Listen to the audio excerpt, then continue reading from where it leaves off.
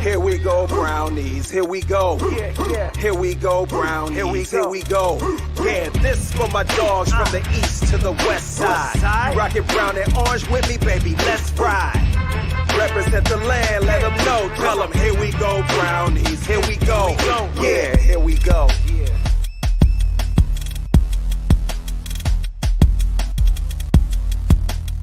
Join the Dog Pound on the road this season with True Fan Travel, an official fan experience partner of the Cleveland Browns. Travel to stadiums across the country with other Browns fans and experience the games like never before. This trip includes everything: a private charter flight, hotel, an all-inclusive tailgate, game tickets, boat party, transportation, and more. Cheer on the Browns in New Orleans and party with Cleveland Browns legend Kevin Mack.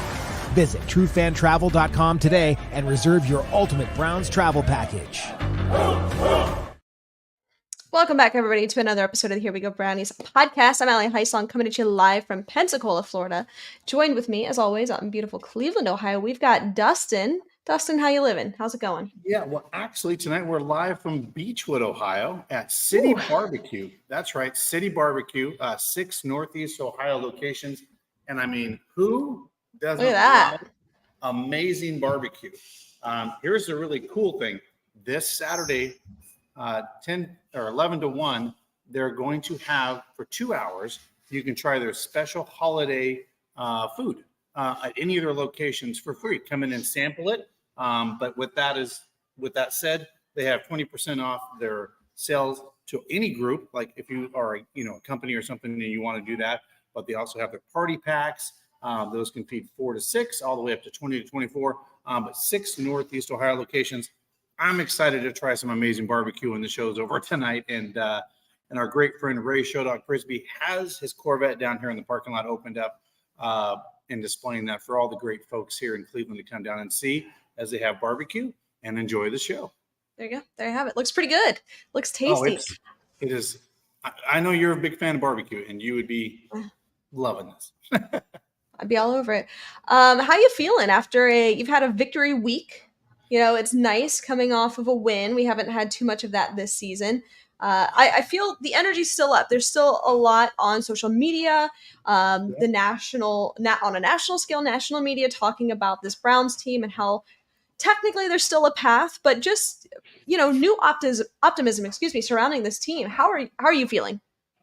Well, it's interesting. It's an interesting night in Cleveland. You have your Cavaliers that are 4-0. You have your Cleveland Browns that have kind of a rejuvenated. They feel like they kind of, I don't know, maybe I won't say fixed it, but no. I feel like there's a lot of optimism going into this Sunday. Anytime we can possibly beat the Harbaughs 2 weeks in a row, man, that'll feel good. So I don't know. There's definitely a different feel in the city. With that said, because obviously LeBron, and those guys are in town this week, and the game just tipped off literally 3 minutes ago. So it'll be interesting to see, but there is a good feeling in the city. I will tell you, there's also a little bit of, I don't know, because I'm here, right? So I can feel it. You can get the ebb and flow of what the city's feeling. I just feel like, I hate to say this, but that fan base that was kind of divided for a while now is starting to come back. And they're like, I'm okay watching Browns football again. I'm excited. Look what they did on Sunday. It's crazy. But I talked to people like, oh, man, when they were 1-5, I didn't – this was interesting. They said, usually I would figure out my Sunday and build around the Browns game, right? Like the game's on this, and I do this. And they're like, yeah, I hadn't been doing that the last few weeks because I wasn't very happy with what was happening. But they were like, they sucked me right back in after Sunday. I had it on in the car, listening to the radio, and of course, all that. And they're like, I'm back in. So I just feel like this has changed the demeanor, I guess would be the best way to describe it. The demeanor of the fan base is would be the best way. No, absolutely. I think I fell trapped to this. I don't live in Cleveland, obviously, so I don't get the energy. I don't feel it down here in Pensacola, Florida. What the energy that I feel is just what I'm seeing on social media and in this house. Which is the same thing, right. Yeah. But express on social media how they're feeling, right? So of course. Yeah. But my point being is I'm not there to feel the city kind of come together for this team right now, but you can kind of see it from afar. And I fall victim to this whenever the Browns are bad. like they have been this season, even though we had high expectations. They were bad early, pretty much so far this season outside of this past week, but I'm checked out on Sundays. I'm maybe more worried about my bets or my fantasy lineup just because I know that the Browns aren't going to put a good product on the field that I can get behind, that I can be really, really excited about. But then one win and I am all the way back. I am all the way back in, and I'm analyzing everything as it pertains to this team, the roster, and I'm just dialed back in 100%. And I think that's exciting. It reminds me, honestly, Dustin, it reminds me of 2018, that Thursday night game against the Jets. Yeah. The Browns just came off of an 0-16 season the year prior. I remember asking friends, like, do you think the Browns are going to win a game this year? And when that time comes, it's going to be electric. And it's almost like we're back there again, where there's that excitement, that freshness. It's something new. Yeah, and again, we mentioned this on our Sunday show, but our hearts and prayers go out to Jim Donovan and his family. And I will tell you, I felt like it was a very emotional place on Sunday for a lot of reasons, with the tribute to Jim Donovan, the players that loved and respect him. I mean, Baker Mayfield, responded on social media. Yeah. You see a lot of people have come out. They said Jim was a great broadcaster, but a better person. Like, like he was larger than life. People loved him for what he gave back to the community. And someone said that guy could have checked the box anywhere in the country he wanted to do media, right? He used to do it with Collinsworth, NFL games. That's where, he could do whatever he wanted, but he chose to stay in Cleveland and be that guy. And so I think that energy also, and the emotion of wanting to win for Jim, because we joked in my office, Allie, we're like, why is the sun glaring so much that day? Why is the guy that sure-handed interception bobble a ball? Like what was happening in this game that everything was bouncing the Browns' way, like a Tucker missed field goal and a Hopkins bounce in? Like, you can't, like, someone said to me, if you don't believe in divine intervention, just go watch the Browns Sunday football game, and you'll be like, everything like that happened in that game doesn't normally happen, right? Like in a football game. So, yeah. And one of the stats that I saw was out there, which is kind of crazy. Name me a quarterback in the NFL that has 40 or more passes and no interceptions. Winston. He's the only one in the NFL that has that this season. So not only did he come out and do something that is like something out of nowhere, right, this last Sunday. So yes, that feeling and that buzz continues. I think the players will feed off of that. And then to have a bye week in 2 weeks to prepare for New Orleans, like, Allie, at 4-6, yeah, I don't think the Browns are sellers. Maybe they're retooling and figuring out, because right now with the way the AFC looks like, they're beating the hell out of each other, right? Yeah. So I'm just like, maybe there is an opportunity to stay in this thing and not be sellers and sell off some of our assets and actually try to string away, start this to be a winning streak, right? That turns into something great. It's possible. It's not completely out of the realm of possibilities. I think it is a stretch, right? Like, I'm not comfortable sitting here on this podcast saying the Browns are a playoff team. We're not going to do that yet, because they have proven, that they certainly know how to lose. However, when you look at the schedule remaining and when the bye week falls, kind of just lines up in a nice way. That Browns win came at a really good time over the Ravens. It came at a perfect time. You've got the Chargers on Sunday, you've got the bye week, and then you're at New Orleans, and that's not a very good football team right now, especially without Derek Carr. And then you've got Steelers, Broncos, Steelers. I mean, then it gets obviously tough again with you got Chiefs, Bengals, Dolphins, Ravens. But you could be 500. I mean, all of a sudden, and now you're really fighting for something. If you turn this around and, like, do that offense that we saw on Sunday, like that can compete. It's still possible.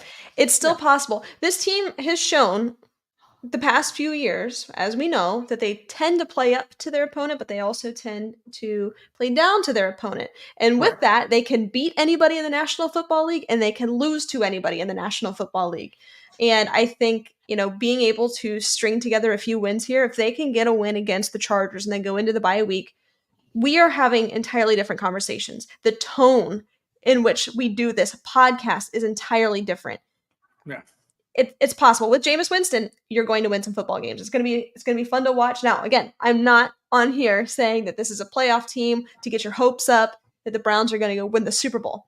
But I don't think it's any longer a lost season. I think that you're maybe not. I mean, you're probably not going to have a winning season necessarily, but you're not holding the number 1 overall pick with Jameis Winston at quarterback. Right. And So- and the other part is, I don't feel like Stefanski's lost the locker room either. I mean, I agree with that. And Joe Thomas even brought that up Yeah. on last week's show. Hey, I gotta give credit to the coaching staff. It doesn't seem to be infighting. There isn't that typical thing you would see with a team like this right now. Yeah. And like you said, if we can turn this around and get to 500, well, then that's a whole different attitude. If you're 6-6 or 7-6, and now you're like, okay, we're in this. We are not that team we started out this, and we all know this. The teams that get hot down the stretch, those are the teams you never want to play in the regular season or in the playoffs, because they have, they've figured it out, right? And now, and quite honestly, that was the Ravens coming into this football game. I mean, they were red hot. I don't think anybody, including Browns fans, said, hey, we're going to win this on Sunday. And then all of a sudden, midway through the second quarter, you're like, we have a shot at this game, like a legitimate shot. We're in this thing. So, yeah. Yeah, it's like the comment here, 1 week at a time, 1 week at a time. All right, let's go ahead. I was going to say, I'm more excited than Allie for 2024. That was the more exciting. It's true. Less than a week out from the election. Vote for me. It's I'll turn this thing around. All right, let's bring on Dr. David Ullery for the medical moment. This is brought to you by our friends over at Lorello Vineyards. Here we go, Brownies. Here we go. Woof, woof. Hello, welcome to Lorello Vineyards, Larry and Kim Lorello. We have a beautiful Here We Go Brownies wine that we would like to offer to you this season as we did last season. We have several other award-winning wines, lovely entertainment and events coming this summer. So come and see us, wine a bit, you'll feel better. Yeah, we're looking forward to seeing you at the Muni lot this fall. Go Browns. All right, let's bring him on, Dr. David Ullery, to the program. What's going on, David? Allie and Dustin, thank you for having me on as always. Beautiful night in Pensacola. Ah, beautiful. I've decided something. I'm going to start the podcast now. From each time that David comes on, I'm going to say, good evening, doctor. And I think this is important, and I've never done this. Thank you for your service. Oh, thank you. It's important. It's important. Well, and what made me think of this, they do that. They salute the military at every Browns game, and they have a moment. So I was like, I'm going to thank David for his service every time from now on, because that's important. Well, thank you, Dustin. From this point forward, anytime we have David on, I'm going to introduce him as Mr. Alley. The medical moment with Mr. Alley. And 16 days from now, you'll be Allie Ullery. It's true. That's true. I'm not gonna lie. I'm gonna have a hard time saying that on the podcast, because every week for 5 years I have said, thought about this. Hey, welcome into the Here We Go Brownies podcast. I'm Allie Heisong, coming to you live from Pensacola, Florida. And I'm not gonna lie to you, Dustin, it was hard for me to adjust from Myrtle Beach to Pensacola, Florida, let alone an entirely new name. It's like you telling me from Boise, like you tell me I'm from Boise. It's going to be hard. Yep. So just everybody be patient with Allie the next couple of weeks. But David, let's get into it. That. We've got to change some of our elements of our show too, because some things. Yeah. Let's get into it, David. We've got some injuries to talk about. JOK, that's probably the biggest one right now. Obviously, everybody knows that was a scary moment on Sunday. He went to the hospital. Thankfully, he had movement in all of his extremities. But I want to talk about that. I'll turn it over to you. Yeah, so JOK was obviously the foremost injury, I would say, from this weekend that we had concerns about. And he indeed was stretchered off during the game, immobilized, taken to the hospital. And I believe stayed overnight in the hospital at UH as well, just for some observations. No real details have come out otherwise, but they are calling it a neck injury and not a head injury. And so I went back and watched the video from the injury earlier today, and his head, it kind of happened as he's landing on his side, and his head snapped sideways like that, almost like, putting your ear to your shoulder, but it never hit the ground. And so that kind of rules out the likelihood of it being a concussion, just because usually with a concussion, you have to have some sort of impact, some sort of contact with the ground to create that brain movement within the skull. And so he's likely suffering some form of whiplash, like if you got Mm. rear-ended or in a car accident. car. And so, he probably had, and who knows what his symptoms were. I mean, when someone gets carted off after a neck injury, number of reasons for that, whether they lost consciousness or if they have numbness and tingling in multiple extremities. You get a stinger and you have, numbness going down one of your arms. That's one thing. But if it's going down both your arms, that's where it's a red flag. Could be a spinal cord injury. And that's where we take a little bit more precaution. And so that may have been the case, that he was having symptoms in both arms. And they said, hey, we're going to strap you up and wheel you out of here and we'll keep you overnight. They probably got CT and or MRI of his neck to look at the bones as well as the ligaments. And the fact that there was no surgery required and he was discharged from the hospital tells me at most it's probably some kind of a sprain of either some of the ligaments in the neck or even just some muscle strain, like whiplash. And so he's probably got some soreness.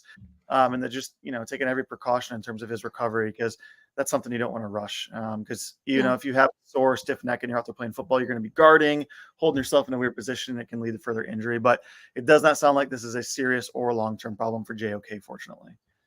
I mean, at the end of the day, it's still a scary situation when you see any player getting stretchered off the field.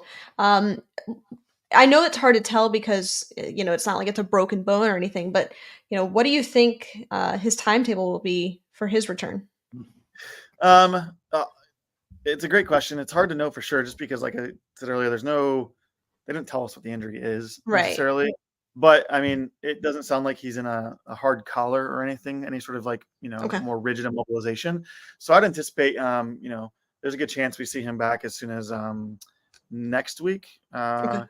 I want to say, I can't remember. After the bye, probably. So yeah, we got the Chargers and then bye. So probably after that. Chargers and then bye. Yeah. So I could say, I'm not going to say with any amount of confidence, but I would imagine that we will see him suited up down here in the South against the Saints on November 17th. Yeah, absolutely. Let's talk about Denzel. That's another just scary situation with the concussions. It is confirmed that this is his second concussion on the year. What I believe 6th in total. I mean, that it's really starting to stack up. I just want to talk about that a little bit. And I mean, what do you think, David? It's tough. It's tough. It's scary, and I don't know. I don't know what to make of it, because we talked about this, a month ago or 2 months ago when it was early in the season. He was out because of this, and then they just seem to be happening with more and more frequency with him. And I don't know. At the end of the day, like, it's still, he gets to make his decision on whether he wants to keep playing or not. But I forget who it was. I think it was a college player I just saw announced his retirement from football due to head injuries recently. Michigan quarterback.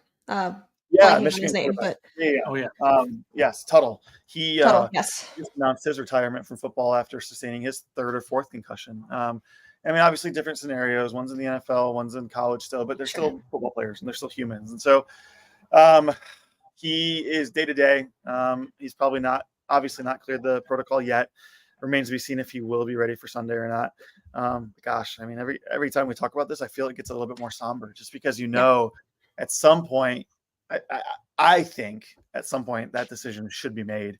At the end of the day, like,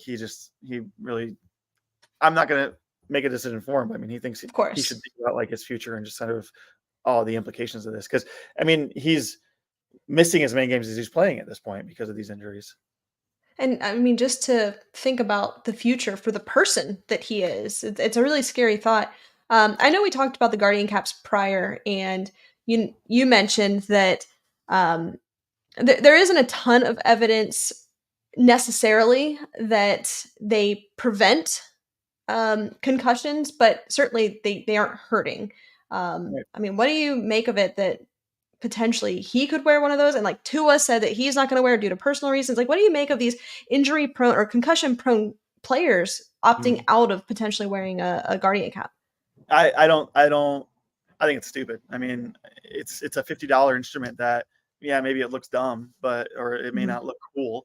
But at the end of the day, if it has any chance at reducing the impact that your head may feel, even if it's limited data, I mean, it's not going, let me put it this way, it's not going to make you play worse.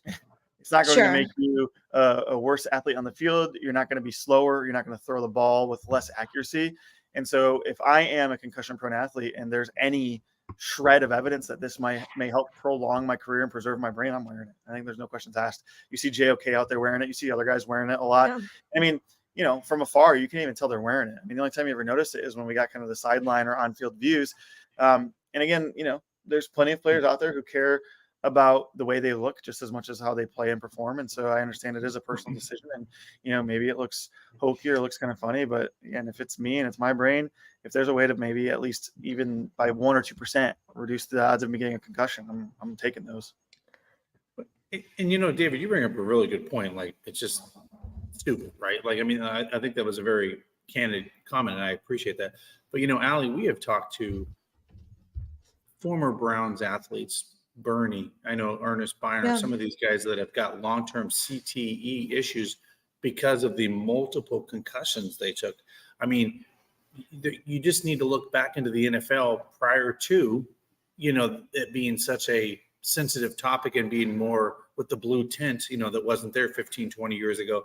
I mean, you don't have to look very far around to have people that will tell you, yeah, at some point you got to have a life decision, or if, to your point, David, if there's something that will at least give somewhat more, of a protection to you, if you're prone to those. I mean, Bernie said that, I think he used the number, he estimated he had 90 concussions in his career. If you think that's crazy, right? But, at what point do you say, okay, what other precautions can I do? Because to your point, and this is interesting that you brought up on other shows, people that have concussions and have multiple ones are more susceptible to have more, right? So like, it's not going to get better, in this situation for somebody that's already had a handful of them. It's going to become more and more of an issue. So I feel like personally, I would do everything in my power to try to eliminate that at all costs. Yep. I completely agree. If there's something as simple and cheap as the Guardian cap, I mean, I'm doing it. But again, these guys. Right. Oh, you play football, you understand. Yeah, exactly. What else we got, David? Who else is on the injury report that's significant? Yeah, so I mean, in terms of players who we would think would be practicing this week and who didn't, the other two notable from today would be Jordan Hicks. He's got the elbow and tricep injury, which we knew and we're aware of.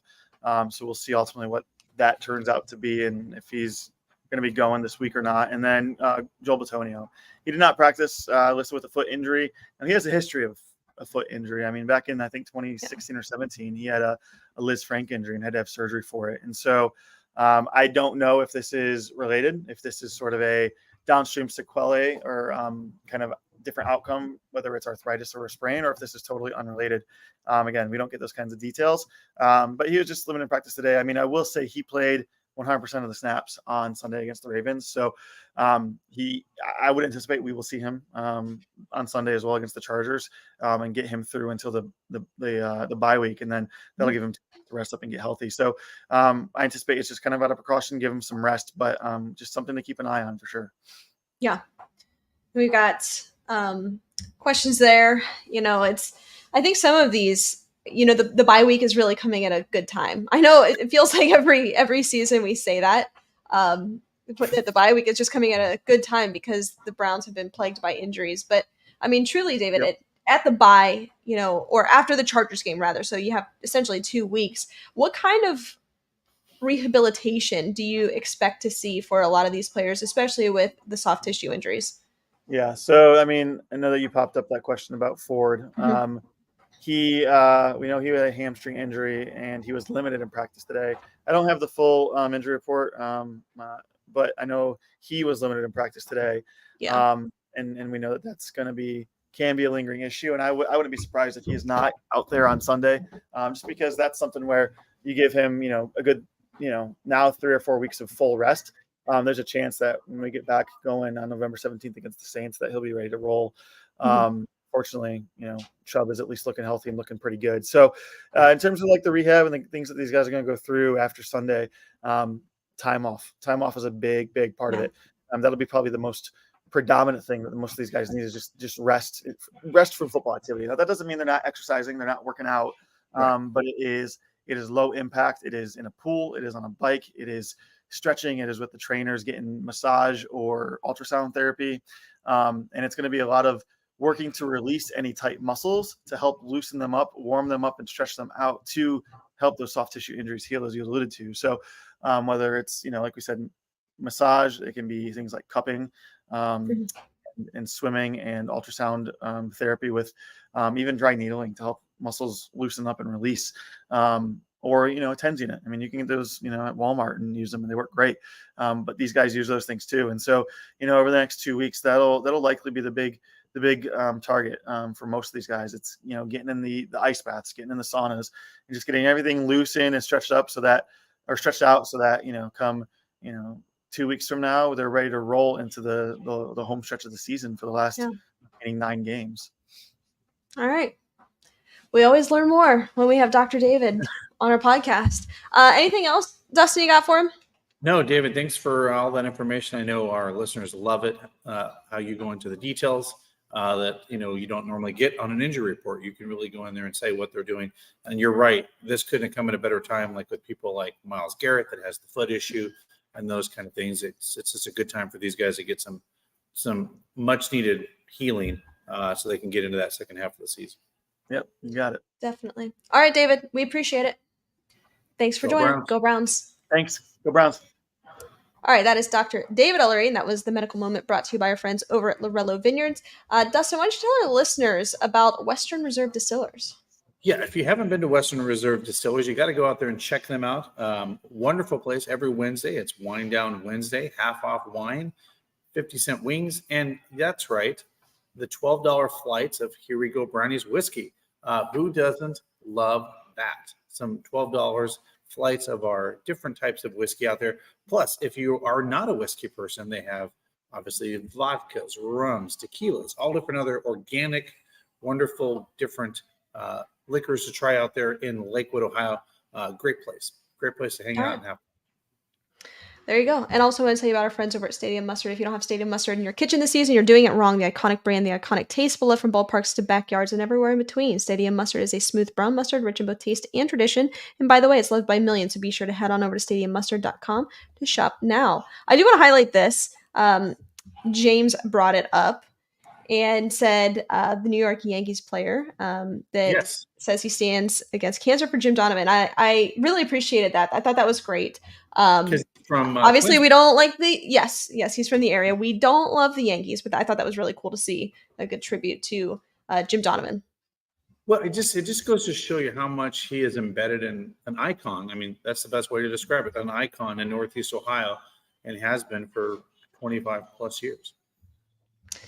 I want to talk about this. There's something going on right now, and I know this isn't Browns related, but I am just stunned by it. And I have to take a moment to talk about it. It's this whole Anthony Richardson situation. Oh boy. Is that not the most insane thing ever? I mean, we've never seen this. Well, okay, that aside, we know, I cannot handle this. Would you like to go out sometime talking about David? That is Bama Noof, my grandparents. So David, if you'd like to take Bama Noof out for lunch when we're home in a couple of weeks, we can. Is that grandma? Is that grandma that owns the restaurant? Yeah. You know what? I love when she pops in, and I love it. There you go. But Anthony Richardson, we know he's bad, right? We're seeing that. And this brings me to another conversation that I want to have here in a moment about quarterback development in the National Football League. But him subbing out because he was tired, I am crazy. Just mind blown by that. And rightfully so. I mean, he's benched for the foreseeable future for Joe Flacco, which is the right move, which is 100% the right move. But I'm flabbergasted. That's the only word I have. Here's the thing. Like, I was listening. I can't remember which national sports, because I kind of, move around and look at some of the national sports talks. And one of the things, I think it was Adam Schefter or someone like that it was Adam Schefter, I think, was calling around and asking some other folks in the executive levels, is this really a thing? Are they going to bench him?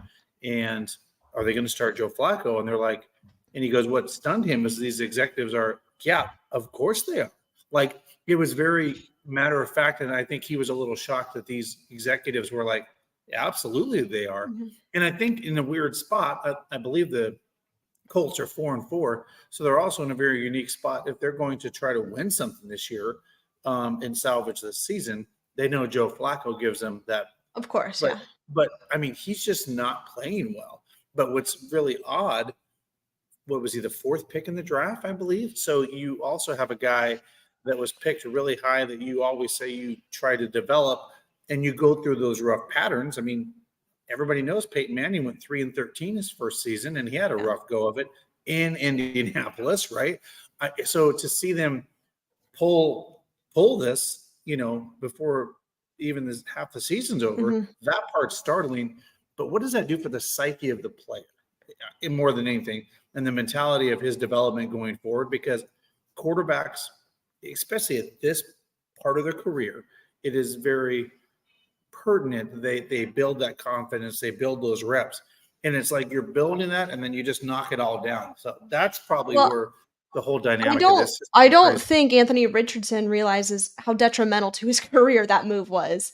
Right. And I also I'm starting to become of the belief, and I'm split on this, but I'm starting to lean more in the direction of we do have a quarterback development problem in the National Football League because so Yeah. many guys coming out of college with NIL, and this is kind of a natural progression of how Yeah. it's playing out. But with NIL, they're getting the money, and then they have a great season as a starter, a first year starter, and then they declare for the draft because they're projected to be a first round pick. And I understand, Yep. go get your guaranteed money. Of course, that makes sense. It's generational wealth.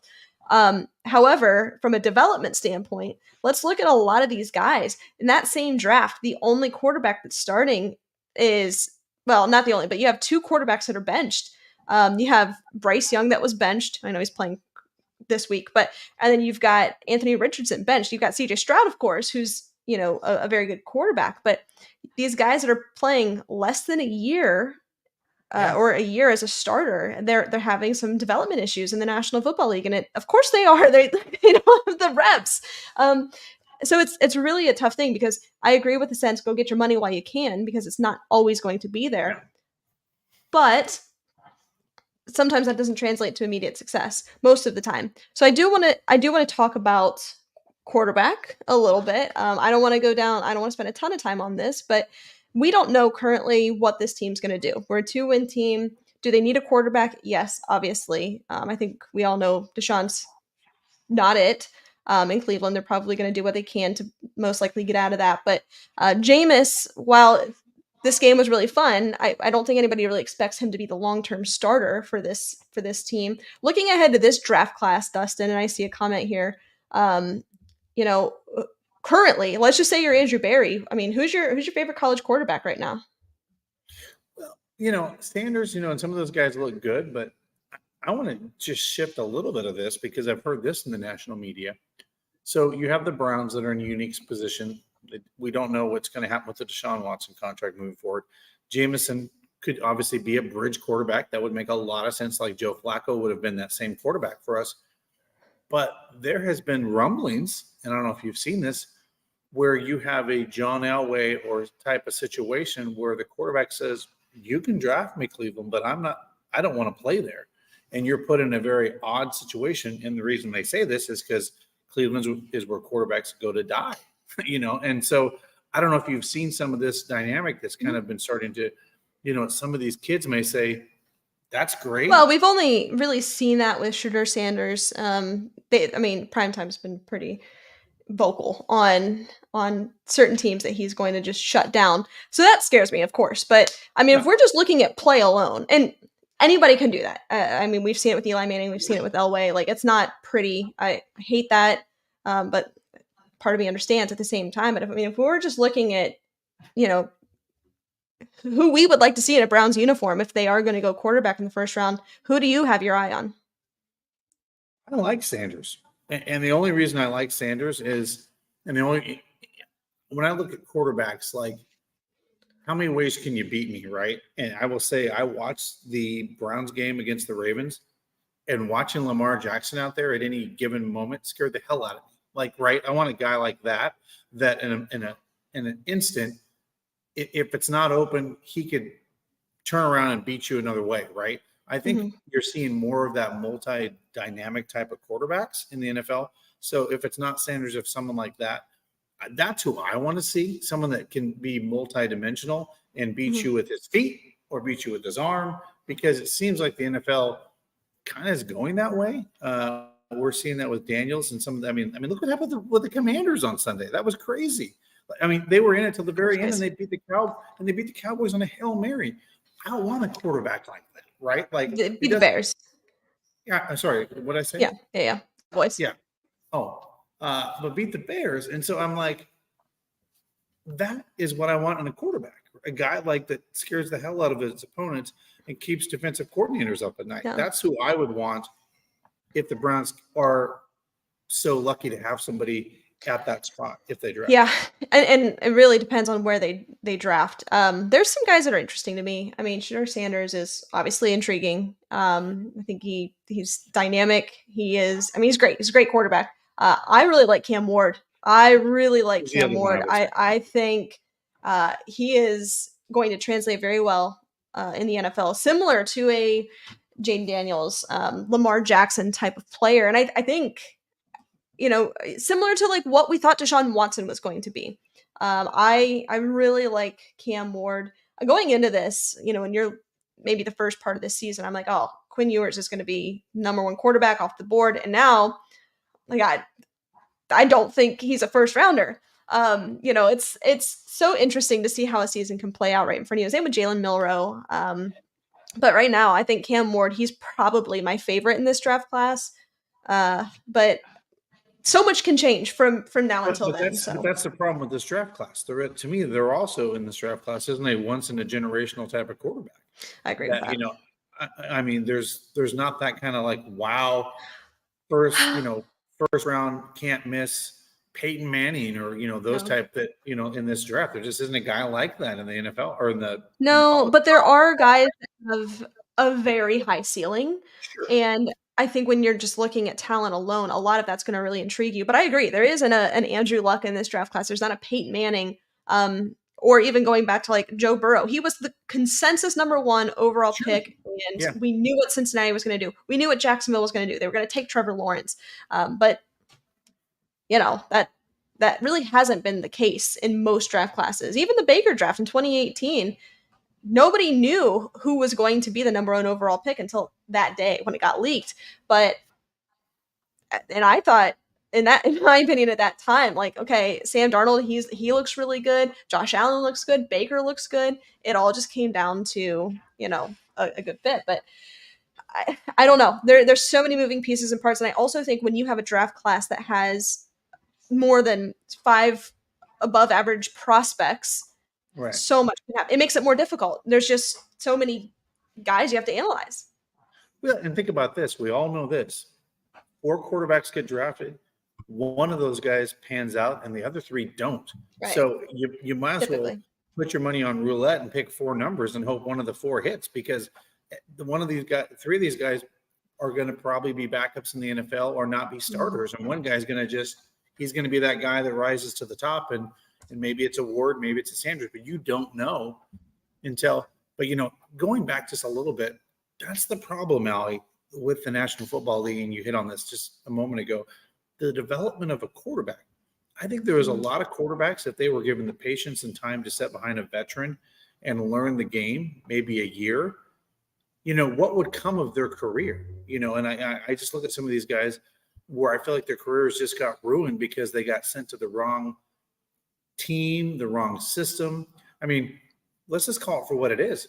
The Cincinnati Bengals almost destroyed Joe Burrow's career because they didn't invest in an offensive line. His career could have went a totally different direction in Cincinnati if they didn't get things right at the offensive line position, because he was getting killed out there. And he still deals with injuries to this day.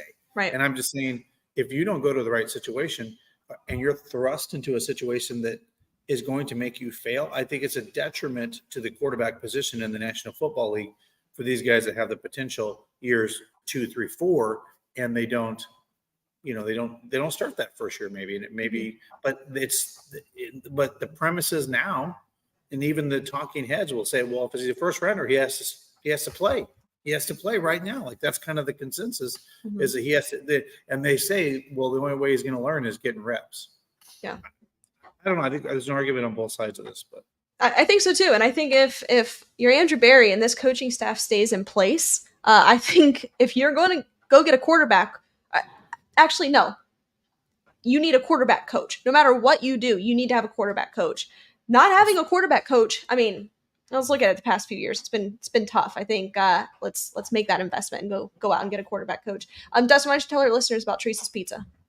Yeah, if you guys haven't had Teresa's Pizza, check them out. 2 locations, Mayfield Heights and, of course, in University Heights. Great for your holiday things coming up here for your businesses or whatever. But come check them out for your game day Saturdays or game day Sundays. That's Teresa Pizza. Been in the greater Cleveland area since 1969. Yeah, there you go. Also want to tell you about our friends over at 5 Iron Golf. Guys, this is where golf becomes inclusive for everybody, whether you're a seasoned vet or you are just picking up golf for the first time. You can head on over, play some really cool courses at one of their bays, get some food, get some drink. It is golf for everybody.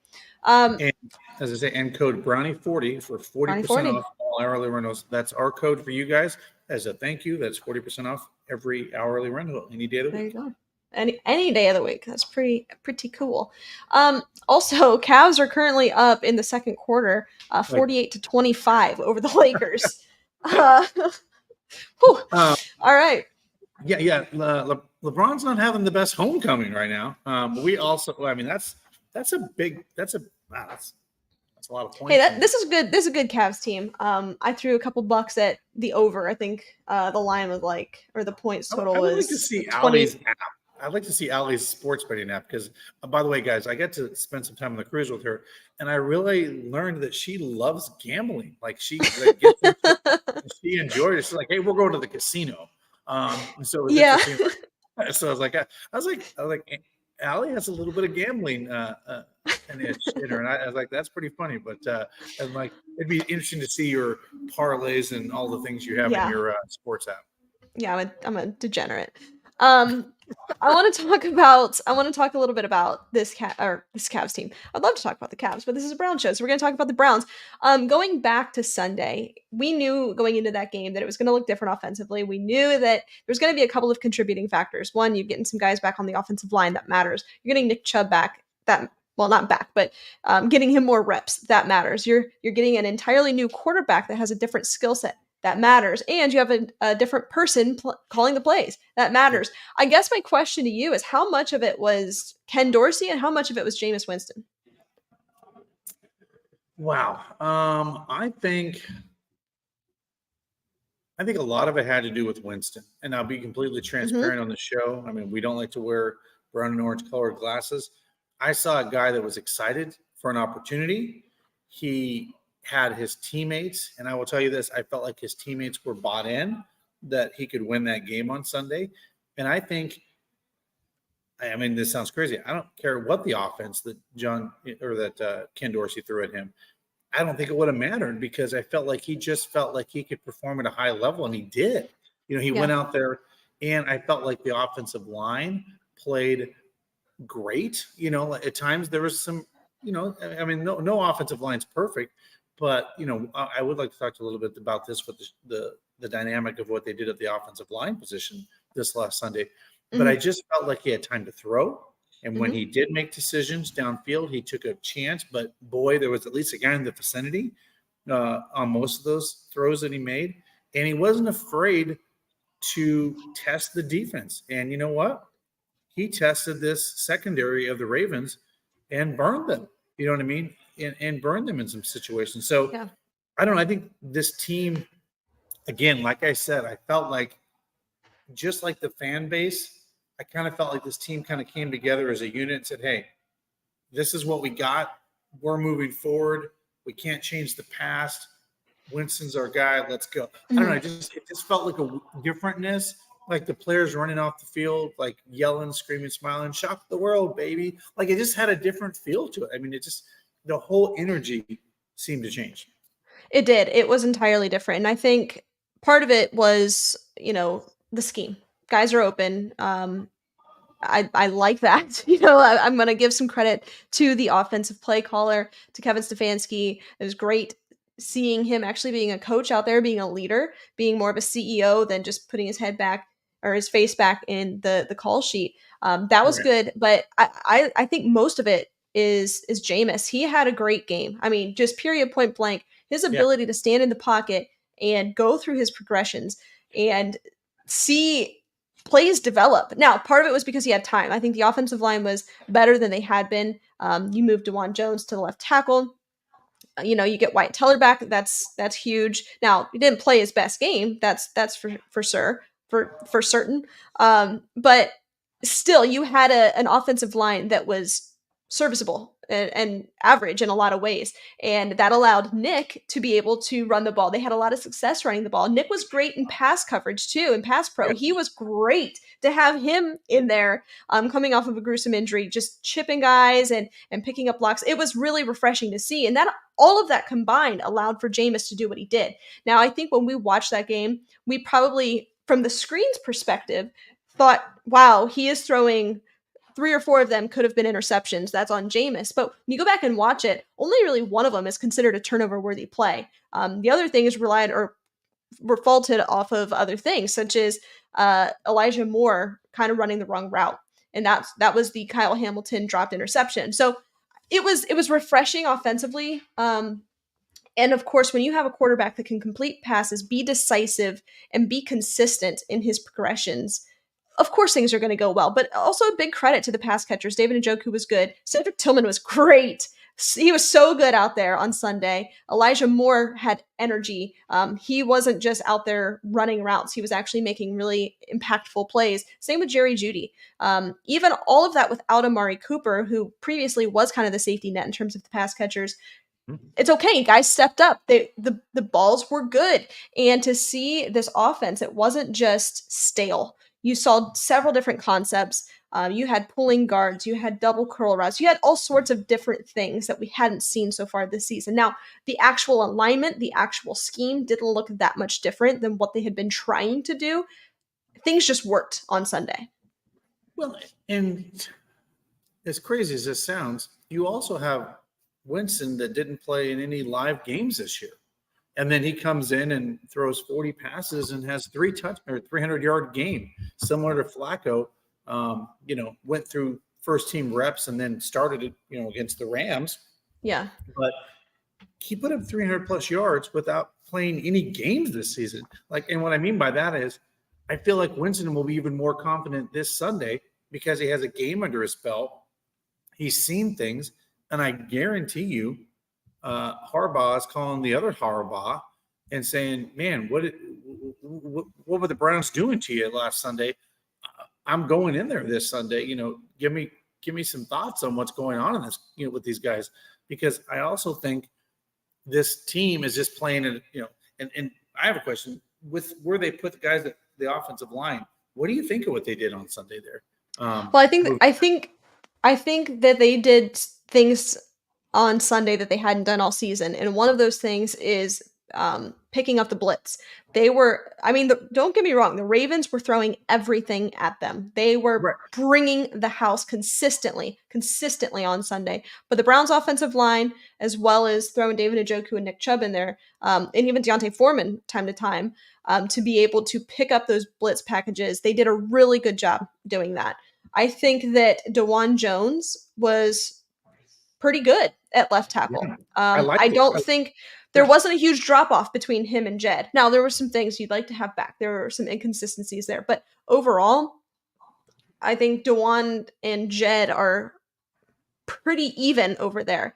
I think it's in DeJuan's best interest to stay on the left side, just from a money standpoint. He can certainly make more money over there as a blindside blocker. But he's huge, right? If you want to protect your blind side, having a guy like that over there, he's going to cause a clog over there, if that makes sense.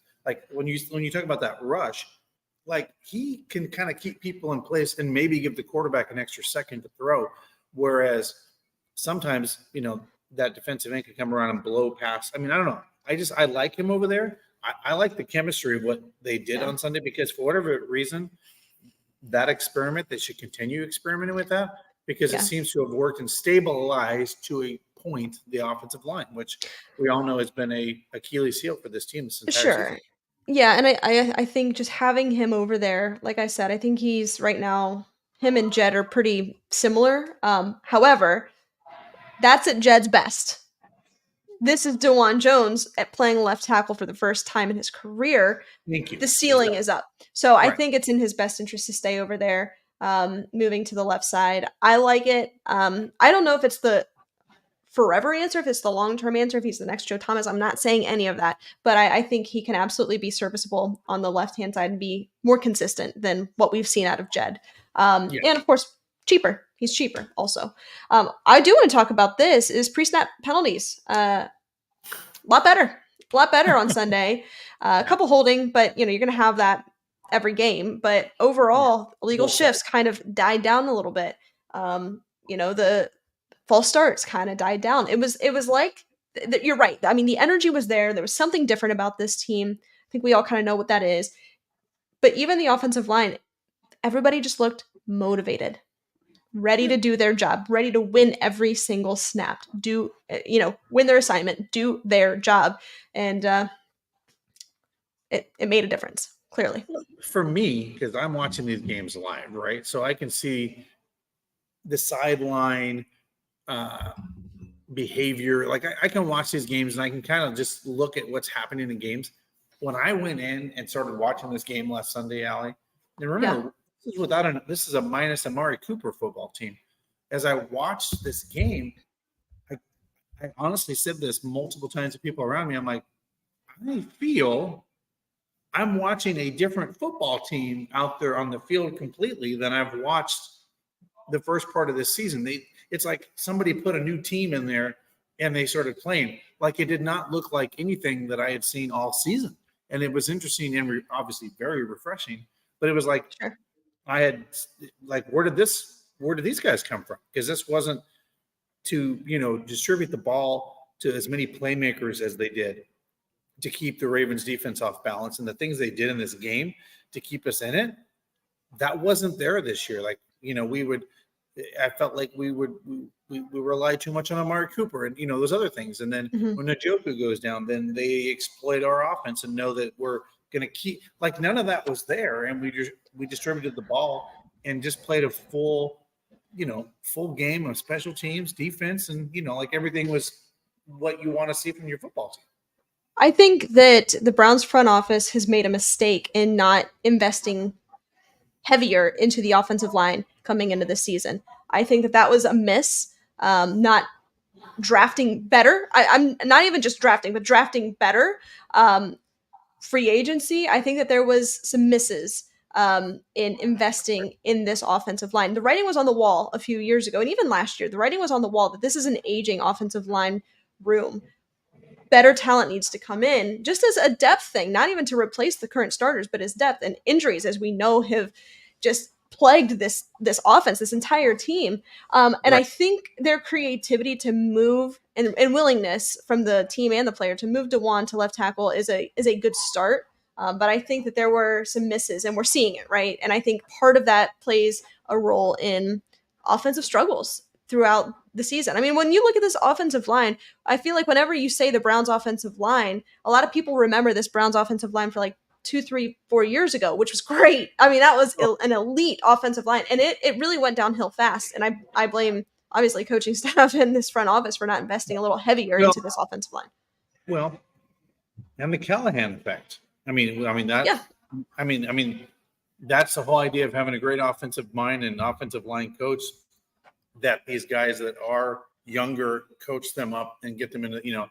I think we were feeling that, and Al, you brought this up when he left. I mean, that'll be a big hole in this football team, and you were spot on. Like, how much of an effect will that have on this offensive line and this unit moving forward, right? And clearly, it's had that effect. So, yeah, it's a ripple effect. It really is. Now, I mean, you can make the same argument. Go look at Tennessee. I mean, their offensive line isn't elite necessarily, but I mean, it certainly did leave a hole in this offense, losing Bill Callahan. Dustin, why don't you tell our listeners about Lady Caroline cruise ship and Greater Cleveland Aquarium?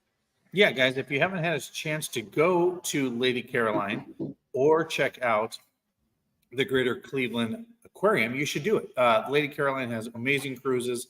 You can book your corporate events and take that out. And of course, if you want to take in, of course, the aquarium, it's super awesome. They have the shark tunnel. They have all kinds of cool things for people to go enjoy right down there if you're in Cleveland. And guys, always look for on our page for some wonderful giveaways of family 4-packs of tickets to go check them out and take your loved ones and go check it out. It's pretty cool, Allie. It's just, it's a fun, I like sharks. I like that. I like sharks. I like sharks. I like sharks. Well, go check out the shark tunnel. Until they bite me, and then I don't like the shark. Oh, has that ever happened to you? No, but if you're in the waters where sharks are, you could get, You could. I'm assuming in Pensacola, Florida, you could get bit by a shark. I'm assuming that's a Yeah, I possibility. think my chances are a little higher down here than yours in Cleveland. But also want to give a shout out to our friends over at Hartville Marketplace and Flea Market. Be sure to head down to Hartville. They have over 50 unique shops inside. It's fully heated and air conditioned. Or you can head outside to their outdoor flea market. They've been open for over 80 years. It's over 12 acres of a collector's paradise, open Mondays, Fridays, and Saturdays year round. I have a question, not Browns related necessarily, but I think the NFL, the teams that we thought were going to be really good, surprisingly, aren't that great or haven't put on that big of a show. Like the Eagles, for example. I thought coming into this season they were going to be a lot better than what they are. The Bengals. Who, in your opinion, right now is the best team in football? Well, that's obvious. That's the Kansas City Chiefs. They're what are they, 7-0 now? They're undefeated. They are. They find ways to win that are not traditional. Sometimes, like you don't think they're going to win a game. I would have said the Ravens up till this week, but they've got some injuries on defense, and they've got to figure out that secondary. But I would say that the Chiefs, unfortunately, they are the team to beat because they find different ways to win every week, and they just look dangerous. You know what I mean? So, and by the way, they go and make trades and do great things that great organizations do to them. And then, honestly, the second team behind them, I'm going to say the Bills. The Bills looked like a formidable team, and then maybe pick another team in the NFC, some of those top guys. But I think the top two teams in the NFL are the Chiefs and the Bills. I think the most complete, well-oiled offense and defense and special teams. I'm just a well-rounded team right now. And I don't know that this is gonna, be at the end of the season, but right here, right now, I think the Lions can beat anybody in the league. I think they are right now the best team in the National Football League. My opinion, Jared Goff right now, MVP. Having an insane season. I think if the Lions and the Chiefs played tomorrow, I don't think that's a close ball game. I think what Ben Johnson is doing on offense is, I don't know that it's unbelievable. It's unbelievable. The way that they distribute the ball and get it to so many different, they have, at times they have Dan Skipper out wide, their offensive lineman. They are doing some really creative things. Now, again, I don't know that that's going to necessarily be my answer at the end of the season, but right here, right now, I don't even think it's close. So do you think, with that said, we're coming close to the midseason, are they your odds-on favorite pick to make the Super Bowl on the NFC side? So that's where I'm like, okay, we got to pump the brakes because so much can happen. I'm just saying, in my opinion, right now, that they're the best team, in my opinion. Okay. I'm not saying that they're gonna win the Super Bowl. I don't know, because honestly, my bet is still gonna be on Kansas City. They just find a way to do it. They just find a way. They figure it out. They know what they're doing. They've got Patrick Mahomes, who really hasn't been that good this season so far. The Lions, who came very close last year,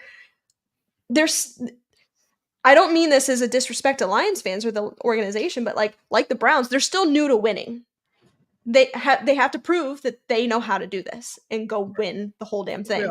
Into your point, last year there was that time, I think it was late November, early December. Remember where the Chiefs looked like they couldn't get anything right?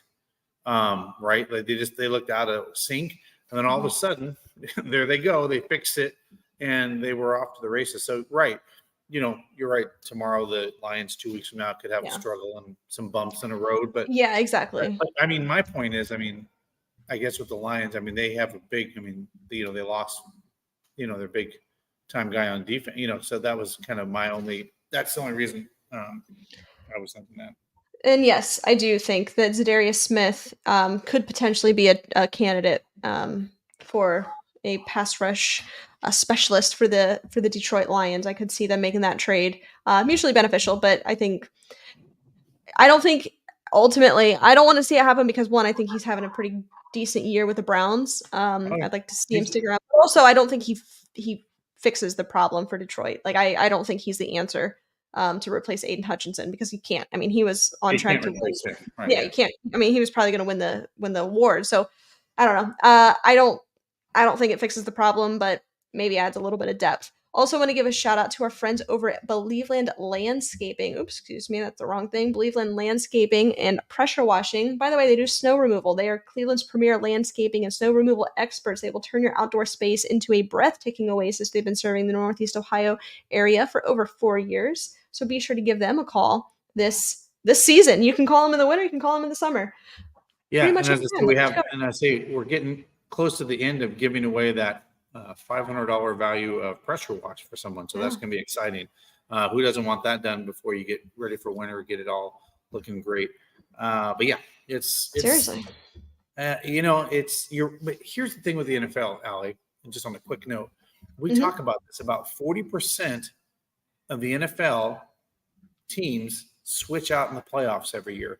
Yeah. Because of the parity and stuff in the NFL, there's always those teams that for whatever reason fall off, right? You're expected to be good, and then for whatever reason you have a bad season.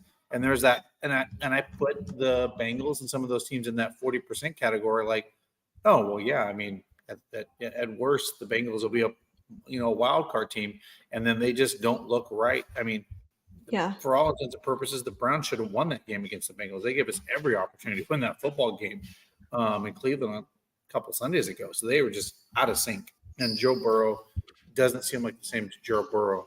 I mean, something's going on in that organization. Yeah, it's definitely different. There's something not right with that team. I can't quite place what it is, but I think, they had some issues like the Browns did, and not a quarterback issue necessarily, but some other problems I think that's more of a coaching issue going on. I agree with that. Kansas City. Or, I mean, in Cincinnati. Yeah, I agree with that. All right, let's go through the National Football League. Dustin, last week, I got you again. I am up 6-0-2. You are 0-6-2. So we had only 2 games last week that we decided. Is that for 3? 2. So I know the Vikings lost, right? I picked the Vikings. That was, and then who were your teams again? Hang on, I gotta pull up my notes. Hang on one second. That's the wrong one. I took the Rams and the Falcons to win. And you took the Vikings and the Bucks. There it is. So, all right, let's get into it this week. You ready? I gotta break the cycle. Like the Browns, I feel like I was 1-6, and what am I? Am I 1? Do I even have a win on this? No, you haven't won. No, you're 0-6-2. So starting with tomorrow night, Thursday night football, Texans at Jets. Who you taking? Texans. Give me the Texans. Definitely. Jets are tough, man. Saints at Panthers. That's a tough one. Give me the Panthers. All right. Give me the Saints. I will take the Saints in this one. All right. What do we have next? We've got the Commanders at the Giants. Commanders. Yeah, Commanders. Dolphins at Bills. Bills. Give me the Bills. Chargers at Browns. Who are you taking? Browns. Give me the Browns. Patriots at the Titans.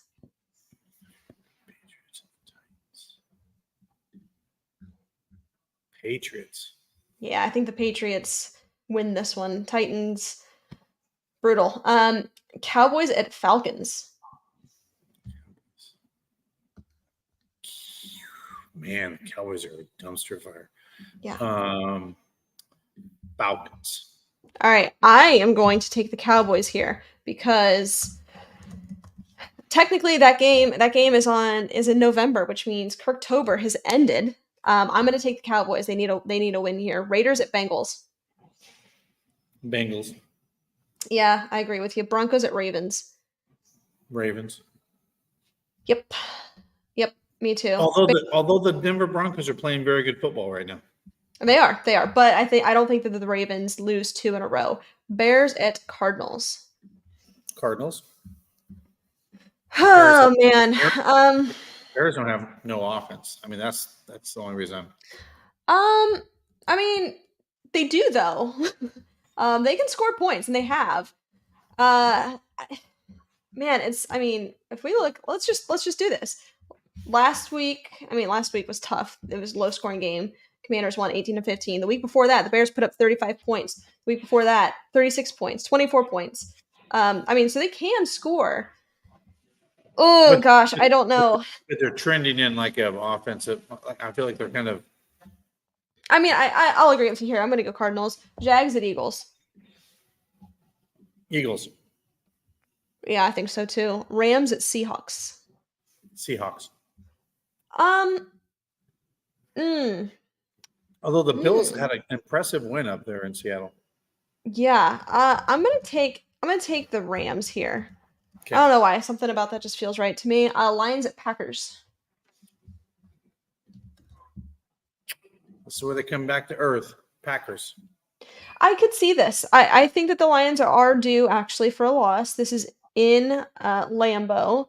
I could see that. But I'm going to go with the Lions. Give me the Lions here. I think this is going to be a close game. I mean, the Lions have been scoring a ton of points in very convincing fashion, but I think this is going to be a close game. I will take the Lions. Let me write you down for Packers real quick. And then next up, we have Colts at Vikings, Sunday Night Football.